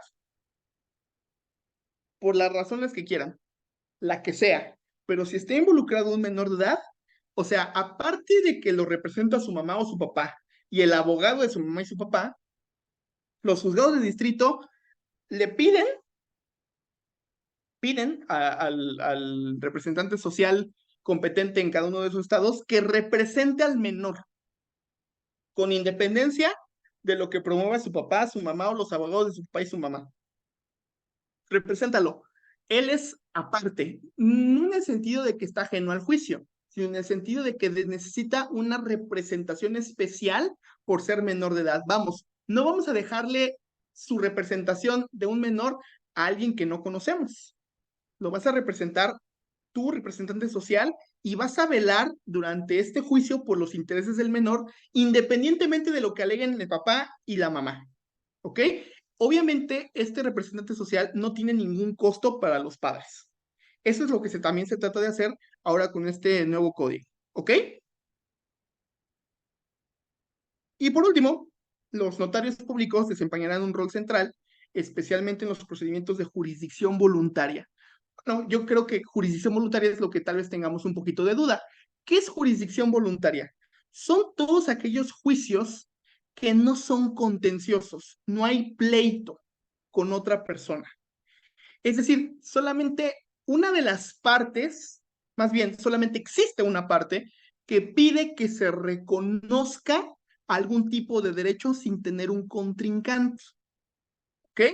Podemos hablar, por ejemplo, de una jurisdicción voluntaria cuando una mujer, una persona, quiere acreditar ante el juzgado para posteriormente acreditar ante el IMSS que ella fue concubina de alguien que ya murió, ¿no? Entonces, es que en el IMSS me están pidiendo que para darme la pensión por concubinato debo de acreditar que fui concubina con una resolución judicial. Ok, entonces hay actualmente una vía que se llama jurisdicción voluntaria o procedimiento no contencioso, en el cual yo contrato un abogado como ex concubina y ese abogado va a acreditar por medio de testimoniales, por medio de que ya sí tuvimos un hijo, de los comprobantes de domicilio, que efectivamente yo reúno las características de una persona que fui concubina de la persona que murió, y entonces el juzgado me va a emitir una resolución en la que diga que se me reconoce la calidad de concubina y dependiente económica de la persona que murió. En este caso, pues si efectivamente la persona que murió pues no estuvo casada ni tiene familia, pues no tengo ningún tipo de contraparte, ¿de acuerdo? Por eso se le llama jurisdicción voluntaria. Y entonces aquí dice que los notarios pueden ya resolver esta clase de situaciones sin necesidad de una cuestión jurisdiccional. Ese es solamente un ejemplo. Cuando se habla también de tutores o curadores, ¿no? Gente que sea tutor de otra persona, pues es una jurisdicción voluntaria, como tal, no me estoy peleando con otra persona, en los procedimientos de adopción, etcétera, etcétera. ¿Ok? Sí, claro, y de Seguimos. hecho, ahora sí que es importante que nosotros ahí anotemos porque hasta nos puede servir para situaciones personales. Entonces, recordemos que este nuevo Código Nacional de Procedimientos ya va a ser en materia nacional, por eso es que es tan importante, no solamente a lo mejor como contador o a lo mejor tenedora de una empresa, sino también a nivel personal, porque va a venir a cambiar muchísimas situaciones y se dice, ¿no? Como ya les comenté, va a ser la tercera norma más importante en México. La primera, la Constitución Política, la segunda, el juicio de amparo, y la tercera, este nuevo código de procedimientos. Por eso es que es importante que todos lo conozcamos. A lo mejor si no somos abogados no tan de fondo, pero que sí conozcamos las cuestiones más básicas, hasta para materia personal que nos puedan pues servir, ¿no? Para poder el día de mañana llevar un juicio o más o menos dentro de nuestra cabeza saber hacia dónde vamos, hacia dónde no vamos. Y ya saben, cualquier duda que ustedes tengan, de repente también, oye, pues esto me dice mi abogado, pero pues no me suena, no me es lógico porque yo ya he visto o ya he leído, también, ¿no? O sea, acérquense con nosotros y con mucho gusto ahí los estaríamos apoyando. Adelante. Perfecto, perfecto. Ok, vamos a empezar ahora sí con nuestro tema. Todo lo anterior fue introducción. Vamos a empezar con el tema. El juicio ordinario. Bueno, vamos a primero a segmentar este tipo de cuestión. ¿Qué es un juicio ordinario? ¿Por qué se le llama ordinario? Digámoslo así, un procedimiento ordinario es aquel que no es un procedimiento especial, es decir, es exclusión. Si la ley me norma y me dice, bueno, si quieres, por ejemplo, si quieres desalojar a un inquilino que te debe rentas, es por un procedimiento en vía de desahucio. Ok, ya me está especificando, es la vía de desahucio, vía especial de desahucio. Si quieres tú divorciarte, actualmente todavía en el código ya no está así. Si quieres divorciarte, necesitas una vía especial de divorcio incausado. Ok, vía especial. Es decir, por default, todo lo que no tenga una vía especial, que es la mayoría de las cosas, se lleva por juicio ordinario. ¿Ok? Es decir, cuando no encuentro en el código cómo puedo regular mi procedimiento, es que no entra dentro del procedimiento de vía especial por arrendamiento. No, pues no, porque no son rentas.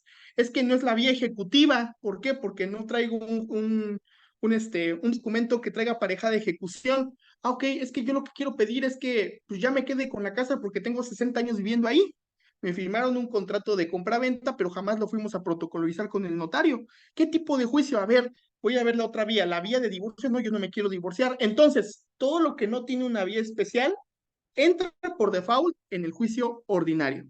¿Sí quedó claro? ¿Qué entra dentro del juicio ordinario? Por exclusión, todo lo que no trae una tramitación especial. ¿Sale? Ya Miren, después aquí les ya le puse, daremos, ya después les daremos ahí unos cursos de cuáles son sí, aquellas tramitaciones especiales y cuál sería como la cuestión básica que ustedes deben saber sobre ellas, ¿no? Como esto, también la parte de los inmuebles, muy importante, las rentas, etcétera, etcétera, cómo se maneja en situaciones tanto para la empresa directamente como personales también. de acuerdo. Ok, aquí ya puse unos ejemplos de procedimientos especiales. Las hipotecas o los arrendamientos son juicios especiales. Aquí el camino sumario, vaya, es que los estados, la mayoría de ellos, tienen algunas coincidencias sobre qué debe considerarse un procedimiento sumario y qué no.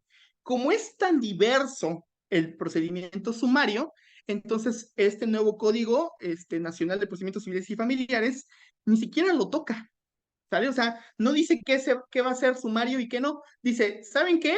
Para no meterme en broncas, lo sumario lo van a elegir los estados. Es a lo de las pocas cosas que le sigue dando autonomía. Tú, estado de Zacatecas, vas a decidir qué tipo de juicios se van a decidir en vía sumaria y cuáles no, ¿ok? Como ejemplo de vía sumaria, ¿por qué se llama vía sumaria? Se llama vía sumaria porque por sus características, el problema que yo tengo se puede resolver de manera sumaria, rápida, ¿ok? Pero vaya, es que es muy subjetivo, ¿no? Tal vez para mí, mi problema pues, es rapidísimo de resolver, ¿no? Pero para otra persona no, ¿cómo crees? Eso va a tardar años y para otra persona no, es que es más rápido este procedimiento y diga otra, no, es que no, aquí en este estado de Zacatecas, un ejemplo, ese procedimiento hay de años y así. Entonces, cada estado tiene una propia determinación sobre lo que considera sumario. Obviamente, pues sí existen coincidencias, ¿no? Por lo general, ojo, por lo general casi todos están de acuerdo que el cobro de honorarios profesionales es una vía sumaria, ¿sale? Casi todos están de acuerdo en eso. Podrían, por ejemplo, ustedes no estar de acuerdo. Oye, pues yo he intentado cobrar, soy arquitecto, he intentado cobrar la construcción de esta casa desde 6 años, ¿no? Y pues para nada. Pero bueno, muchos estados consideran, por ejemplo, que el cobro de honorarios es algo sumario. El juicio sumario, entonces, difiere mucho del ordinario, por lo general, en plazos, ¿sale? Es decir, por ejemplo, si el juicio ordinario te dice, tienes 10 días para contestar tu demanda, que es como que el estándar, todavía sin este nuevo código, son 10 días para contestar tu demanda, bueno, el juicio sumario son 5, ¿ok? Porque por las características de tu tipo de juicio se puede resolver de una manera más rápida, según los estados, ¿de acuerdo? Entonces, bueno, el juicio ordinario, pues es aparte de estas vías especiales como el juicio sumario, el de hipoteca o el de arrendamiento. ¿Sí? Este nuevo código establece que la vía ordinaria va a ser oral y se va a desarrollar esta vía ordinaria en una audiencia preliminar y en una audiencia de juicio. Ahí están los fundamentos. Ahorita vamos a platicar en qué consiste la audiencia preliminar y en qué consiste la audiencia de juicio. ¿Ok? Continuemos. Bien, la audiencia preliminar consta de varias fases. Primero está la depuración del proceso. Ahorita vamos a explicarlo, ¿eh? Nada más déjenme leerlo. La depuración del proceso, donde se tratan las excepciones procesales, excepto la incompetencia que tiene su propio procedimiento especial. Pero, ¿qué es esto de depuración del proceso? ¿Qué son excepciones procesales? Vamos allá. Ok, cuando hablamos de depurar, nos estamos refiriendo a que vamos a ver si todo lo que hasta ahorita, hasta el momento, se ha actuado dentro del juicio está, entre comillas, bien hecho. ¿Cómo depuramos un procedimiento? Ok, a ver, tú demandaste, X demandó a Y. Bien. Y, ¿tú sí fuiste notificado de manera personal en tu domicilio de la demanda? No, ok, hay una violación en esta depuración, ¿sale? Y no podemos seguir hasta que no se subsane. ¿De acuerdo? A eso me refiero con depuración. Verificamos la legalidad. A ver, esperen un momento, está sonando la campana de camión. Ya. Se trata de ver que todo lo que ha actuado hasta ahorita es de manera legal, que no existen vicios hasta ahorita en el procedimiento. Eso es depurar el proceso. ¿De acuerdo? Excepciones procesales. Vaya, cuando una persona demanda a otra, existen dos tipos de defensas, digámoslo así, defensas. Esto de excepciones le compete a los demandados. Cuando yo soy demandado, por ejemplo, no sé, yo le debo a una persona por un contrato de mutuo con interés 100,000 pesos. Yo le debo eso, ¿no? O eso dice que le debo. Entonces me demanda. Entonces, al momento de que yo contesto, dice la ley que yo debo de oponer mis excepciones. Es decir, ¿cómo me voy a defender de lo que me están acusando? Esas son excepciones de manera general. Cuando hablamos de excepciones, podemos hablar de dos tipos, las excepciones procesales y las excepciones definitivas, o podemos hablar de excepciones perentorias y excepciones de previo y especial pronunciamiento. Ahorita vamos a explicar eso. Para entenderlo, independientemente del nombre, debemos de saber que hay excepciones, hay defensas que yo puedo hacer que van a destruir la acción que me están acusando, que me están intentando cobrar. La van a destruir. Como por ejemplo, me estás demandando que yo te debo por un contrato de mutuo con interés y garantía, pero yo tengo mi recibo de pago. Aquí está, tú me lo firmaste, me lo sellaste. Entonces, opongo la excepción del pago. Si yo pago, obviamente, si yo demuestro que pagué, la acción que están haciendo en contra de mí se destruye. ¿Ok? Esa es una excepción perentoria, porque perece lo que me están acusando, se destruye completamente, queda sin ninguna validez. ¿Sí, sí más o menos me estoy explicando de qué es una excepción perentoria? Sí, claro, Destruyo la acción. y de hecho, por ejemplo, nosotros que tenemos mucha materia contable, fiscal, yo creo que este tipo de situaciones son las que tenemos que tener para poder acreditar el día de mañana que pagamos. Y de hecho, lo que nosotros les hemos recomendado, ¿no? Siempre tenemos que tener contratos. Entonces, ahora con este tema del REPSE, ¿por qué se tienen los contratos? Por este tipo de situaciones. ¿Por qué? Porque al final del día, si algo termina mal, todo va a terminar en un juzgado. ¿Y qué es lo que, aunque sea con la administración tributaria, con cualquier administración, a final de cuentas termina en un juzgado? Entonces, para poder acreditar ante el juzgado todos estos hechos, la materialidad, todo lo que se suscitó día con día, son todas estas herramientas que vamos a tener, iniciando por el contrato, los pagos, a lo mejor en cierta forma hasta anexos, ¿no? A ese contrato de que, oye, no te finalicé todo ese trabajo, por lo tanto no pude haber cobrado tantos millones de pesos.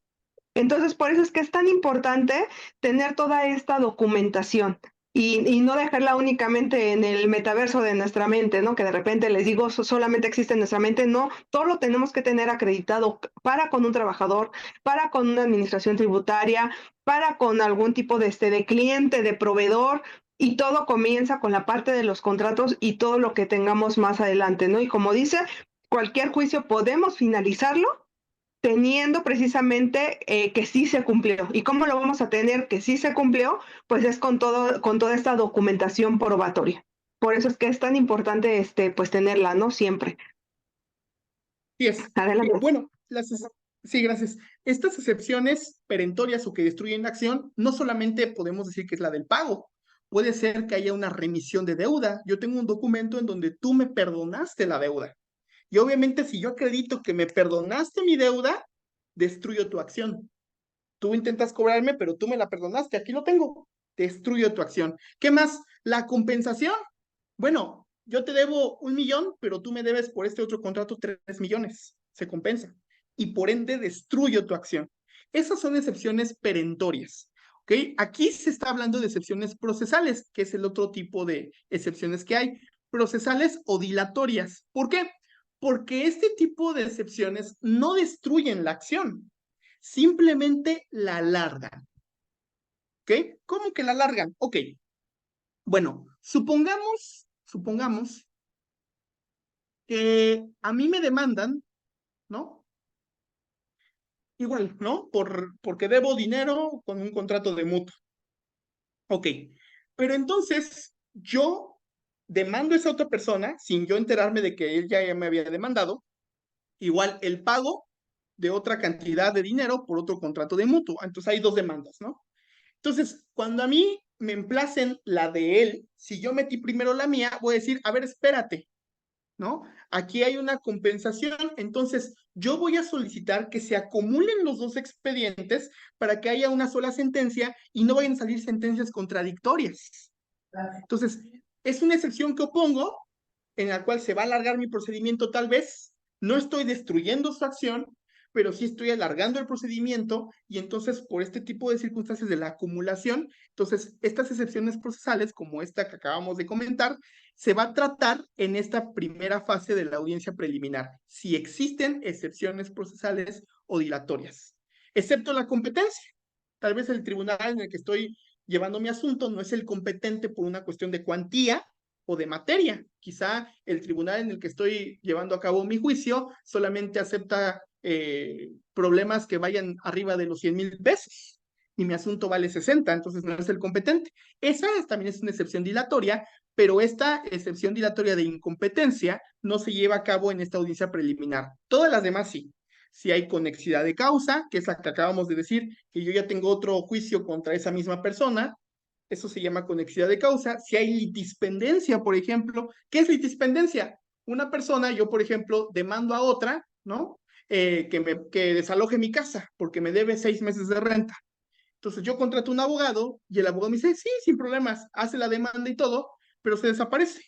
Yo jamás supe si hizo o no hizo, ya se alejó de aquí, ya no lo encuentro, no me contesta el celular. Entonces yo voy con otro abogado y le digo, mi problema es que sabe que esta persona me debe, ok, y hace otra demanda, pero resulta que el primer abogado sí logró notificarle a la persona que vive en mi domicilio. Entonces, cuando yo les notifique la segunda demanda, esta persona que ha sido demandada puede decir, es que hay litispendencia y hay otro juicio con la misma persona, por la misma circunstancia, contra mí, y ahorita es uno nuevo.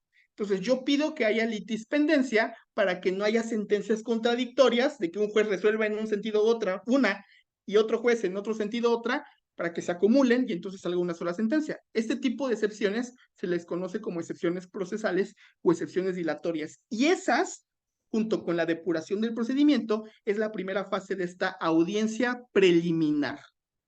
¿Hasta aquí tenemos alguna pregunta? No, creo que no. Ok. Después, en esta audiencia preliminar, viene la etapa de conciliación, ¿sale? ¿Cómo debe de ser? Esta etapa de conciliación debe de ser de la siguiente manera. Ojo, debe de ser, no es.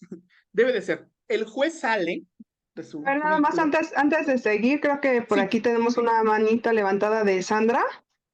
Si sí. quieres, adelante con tu pregunta.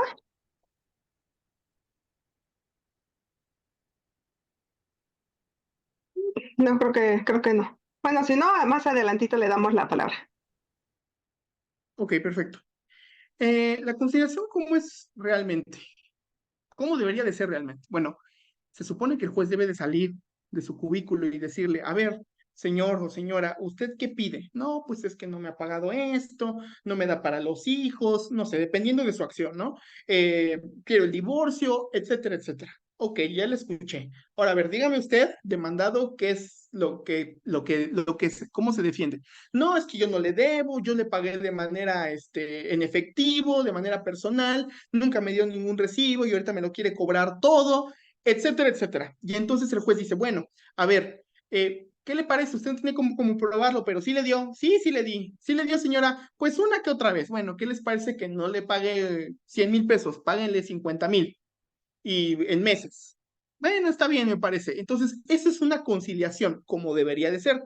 El juez insta a las partes a llegar a un arreglo conciliatorio, y si se llega a una conciliación, es decir, a un convenio, se acaba el procedimiento.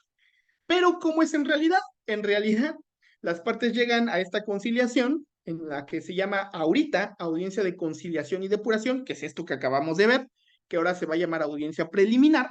Entonces las partes llegan y el juez ni siquiera sale. O sea, olvídense ver al juez, no va a estar.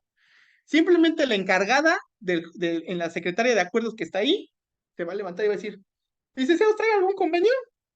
O sea, si ya lo traes en memoria o lo traes por escrito, ¿lo traes? No, ok, no hay convenio. Y tan tan. Dan por hecho que ya pasó la etapa de conciliación. Esa es la realidad. ¿Sale? Esa es la realidad. Pero debería de ser como les comenté al principio. Esa es la etapa de conciliación. ¿Ok? Ok, en esta audiencia preliminar, si no se llega a un acuerdo, se pasa a la siguiente etapa, la de depuración del debate. Ojo, hay una depuración del proceso que ya vimos en la primera fase y hay una depuración del debate. Aquí, en la depuración del debate, se establecen qué hechos no son controvertidos. Es decir, yo puedo decir, yo me quiero divorciar, un ejemplo, ¿no? Yo me quiero divorciar, me casé el 1 de marzo de 2020, ¿no? El 1 de marzo de 2020. Ese es el primero de mis hechos. Si me quiero divorciar, pues primero tengo que probar que estuve casado, ¿no? O que estoy casado. ahí está, me casé. Y si la otra persona al contestar la demanda dice, sí, efectivamente nos casamos el 1 de marzo de 2020, pues ese es un hecho no controvertido. No nos vamos a desgastar, a abocarnos, a ver si sí es cierto o si no, que nos casamos el 1 de febrero de 2018. Entonces, aquí lo vamos a eliminar, es un hecho que no está controvertido, tanto yo como ella, como ellos, estamos de acuerdo en esos hechos. O estamos de acuerdo que nos separamos, no sé, yo me fui de la casa, o ella se fue de la casa el 20 de marzo del 2021, ¿no? Estamos de acuerdo todos. No, es que ya, si ya dice ella o él, no, es que no fue en esa fecha, fue antes, pues ya es un hecho controvertido. Pero si los dos estamos de acuerdo en ese tipo de hechos, pues se va a depurar el debate porque vamos a hacerlo cada vez menos, ¿no? Tú dices que sí, sí, tú también dices que sí, sí, así pasó. Entonces lo eliminamos. Es un hecho no controvertido y así venimos haciendo más pequeño la cuestión que estamos debatiendo. ¿De acuerdo? A eso se refiere la depuración del debate. ¿Ok? Ojo, se intentarán eliminar las pruebas que ya no sean necesarias. Como por ejemplo, cuando supongamos que un papá le da a un hijo una pensión alimenticia, le da, no sé, 7,000 pesos al mes, ¿no? Le da 7,000 pesos al mes. Este hijo, pues acaba de terminar casi el sexto semestre de la universidad, pero pues ya tiene más de 18. Entonces el papá le han dicho por ahí que no estudia, ¿no? Ah, pues ¿sabes qué? Te voy a quitar la pensión, ¿no? Entonces el papá promueve ante el juzgado lo que se le llama modificación de cosa juzgada, después lo vamos a ver con tiempo. Vamos a cancelarle la pensión al niño, ¿no? Al pequeño infante. Le vamos a cancelar la pensión. Entonces, juez, mira, ella tiene más de 18 y hasta donde tengo entendido no estudia. Quítenle la pensión. Y el hijo al momento de que sea emplazado, sea notificado de esa demanda, va a decir, espérate, ¿cómo no? Voy en sexto semestre. ¿Qué prueba va a meter? ¿Cuál es la ideal? Pues obviamente su constancia de estudios, ¿no? Es la primerita que va a meter, ¿no? Entonces, si bien tengo más de 18 años, sigo estudiando, la ley dice que hasta los 25 años tengo derecho a recibir una pensión, siempre y cuando siga estudiando un grado acorde a mi edad. O sea, obviamente si tengo 20 años, no voy a decir estoy estudiando primero de secundaria, ¿no? Entonces, es un grado acorde a mi edad, todavía no termino, sí tengo más de 18, pero mi carrera dura 5 o 6 años, entonces voy en sexto semestre, meto mi comprobante de estudios, ¿no? Ahí está. Y entonces yo como demandado digo, bueno, y aparte le voy a girar un oficio a la universidad donde estoy estudiando para que le mande un informe al juzgado donde diga que estoy estudiando. Y aparte voy a meter testigos a mis compañeros de que sí vengo a la escuela. Y aparte voy a meterle, porque me dieron un seguro facultativo, de dónde viene, ahí está. Y aparte voy a meter mi carta de inscripción. Y aparte voy a meter todos mis comprobantes de que he estado pagando mis mensualidades. Y si yo me retaco de pruebas, ¿no? Puede ser que el juzgado diga, a ver, tienes 25 pruebas sobre un mismo hecho. Dices que sí estás estudiando. Son demasiadas, son demasiadas. ¿Para qué nos vamos a desgastar a analizarlos una por una si es evidente que estás estudiando? ¿No? Entonces, son pruebas que no es necesario tener las 25, con dos, a mí me basta, ¿no? ¿Cuáles dos? Pues obviamente tu constancia de estudios y tal vez, no sé, el informe de la universidad que dice que sí estás estudiando. Con eso basta. ¿Para qué nos desgastamos viendo o analizando todas tus demás pruebas que van sobre lo mismo, lo mismo, lo mismo, lo mismo, lo mismo, lo mismo? ¿Sí me explico en esto de la depuración del debate? Sí, sí, sí, totalmente. Y por ejemplo, en el caso de que se le quitara la pensión al menor, o se le da aviso, por ejemplo, a la empresa, nosotros como empresa ya únicamente dejamos de hacer la retención, ya no tenemos alguna obligación adicional que hacer. Excelente pregunta. Qué bueno que no se me había ocurrido. Es una muy buena pregunta. Ok, a ver, recordemos que en materia familiar, específicamente en materia familiar, las sentencias sobre alimentos, sobre custodias, sobre convivencias de los papás con los hijos, son de las pocas sentencias que nunca son cosa juzgada, digámoslo así. Es decir, están sujetas a cambio si cambian los hechos. No es como una sentencia penal que dice, no eres asesino, tan tan, y ya no le muevas, ¿no? O sea, ya no podemos regresar a ver otra vez en otro juicio si eres o no asesino. Ya dijeron que no, no, ¿no? O eres el propietario de este inmueble, ya está una sentencia, bye. Pero en cuestión familiar, la cosa cambia. Cada vez que hay una sentencia, esta se puede modificar con posterioridad dependiendo del cambio de circunstancias. Entonces, si en una sentencia a un papá le fijaron que tenía que darle a su hijo 8,000 pesos de pensión alimenticia al mes, un ejemplo, obviamente cuando el hijo deje de necesitar alimentos, entiéndase como deje de necesitar alimentos, cuando ya terminó la escuela, tiene una cédula profesional, ¿no? O, pues obviamente la ley contempla, ¿no? A las personitas que ya acaban la escuela y pues nunca buscan trabajo, ¿no?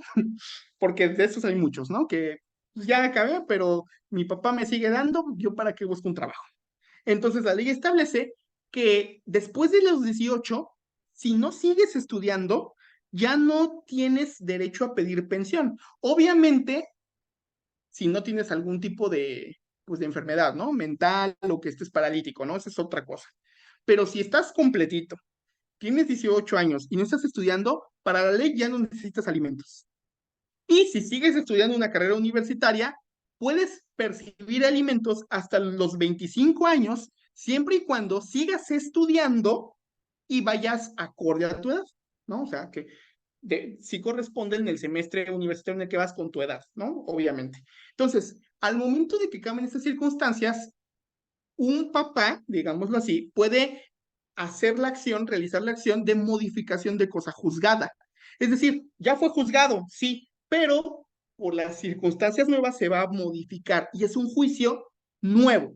Entonces, yo demando al hijo, le digo, a ver, hijo, ya tienes 30, ya tienes 35 años, ya hasta tienes hijos tú, ¿no? Digámoslo así.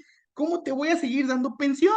Te graduaste de odontólogo, ¿no? Tienes tu cédula, fui yo a tu graduación, ni modo que te siga dando.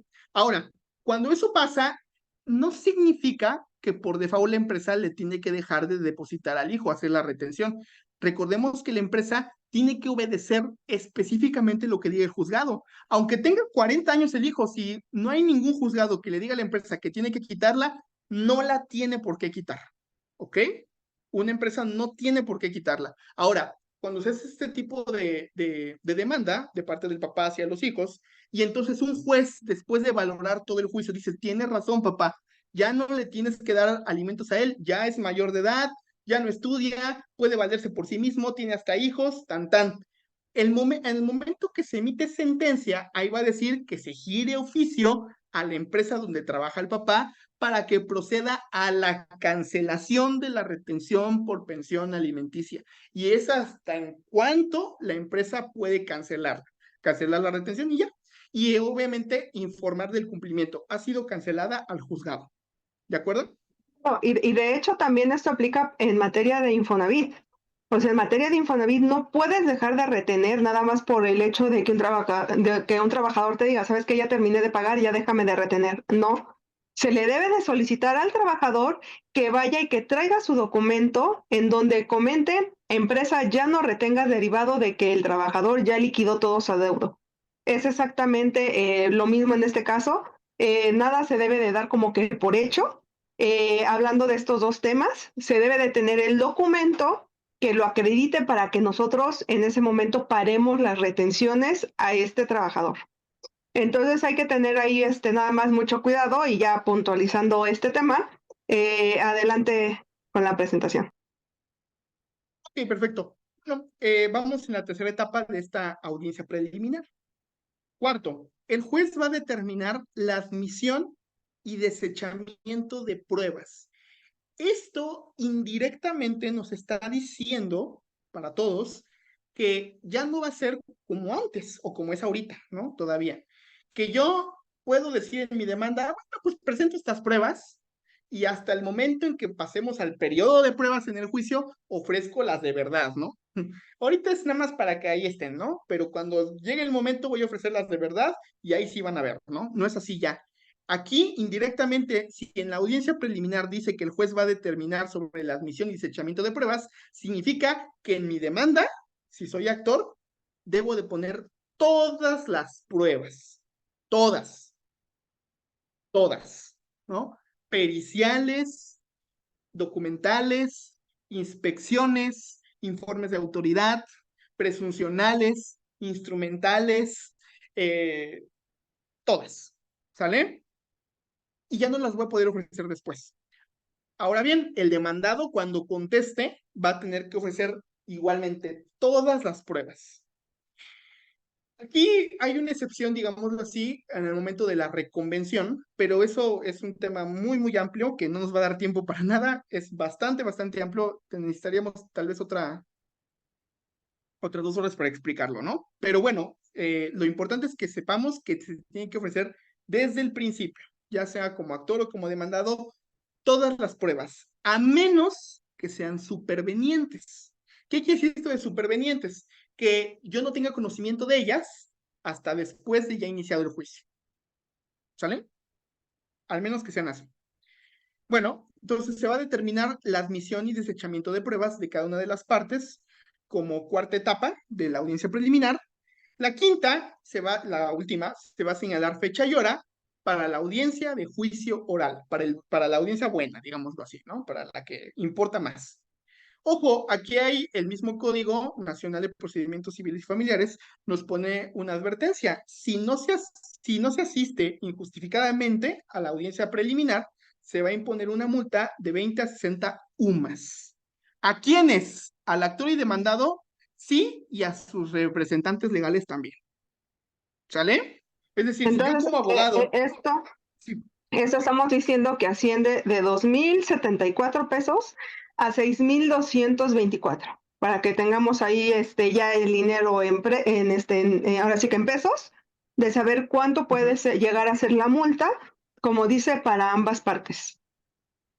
sí, y para sus abogados, o sea, para los 4, ¿no? Si no asisten, para los 4.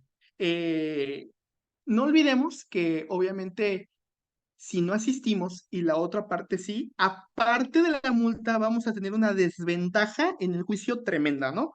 ¿Por qué? Porque no voy a poder decir nada si me desechan una prueba. No voy a poder decir nada, pues no estoy, ¿no?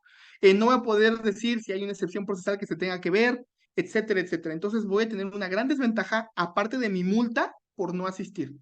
¿Sale? Y Entonces, tener bueno, ahí mucho cuidado, porque también cuánto no nos ha tocado ver de repente de que los abogados dicen, no, no te presentes a la primera, a la segunda, y nos presentamos por la tercera.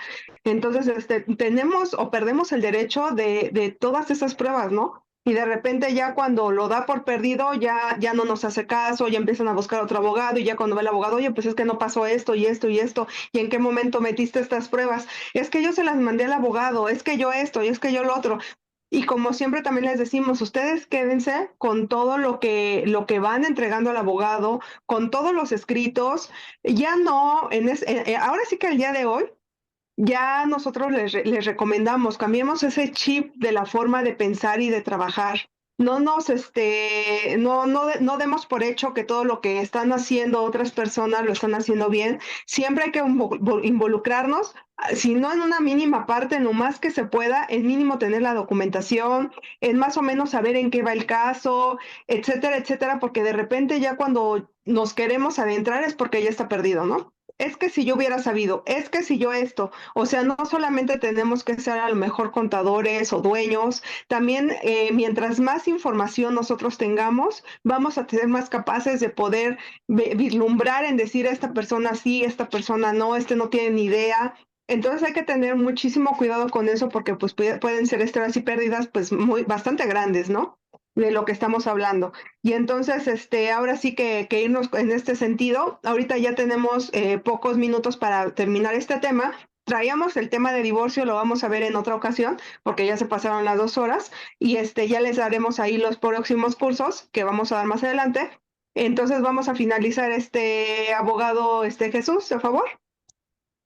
por supuesto, sí, nada más tal vez como finalmente decirles que esta multa se impuso porque pues lamentablemente muchos abogados lo que hacían era no asistir de manera con dolo a la primera audiencia que era la de conciliación para poder seguirle cobrando a sus clientes, ¿no?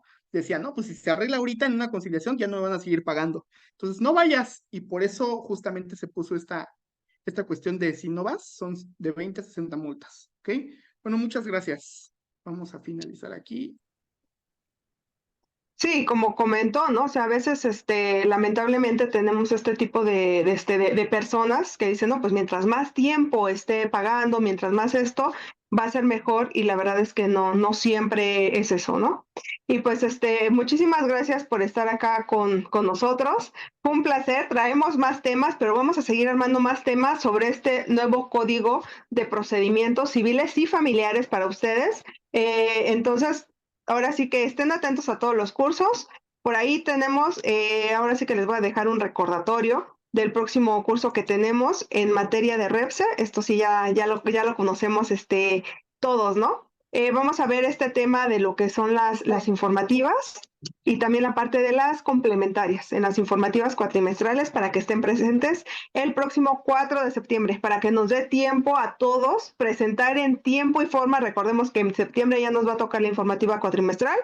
Hay que apurarnos a hacer todo lo correspondiente, pagar impuestos para tener toda la información, porque al final del día ahorita ya las plataformas están funcionando de una mejor forma, sin embargo todavía sigue de repente saturándose. Y pues bueno, muchísimas gracias a ustedes, muchas gracias por pues aquí por las felicitaciones y todos que siempre nos dejan. Ya saben, síganos de favor en la página de Facebook, denos like, en la página de YouTube, en donde publicamos todos los videos para que los puedan seguir viendo y estén muy atentos a los cursos. Muchísimas gracias, abogado Jesús, no sé si hay algo más. Creo que dejó ahí no, se le fue a lo mejor el audio, dejó de verse, ahí está. Ahí está. Ah, perdón. Sí, pues muchas gracias a todos. Fue muy interesante.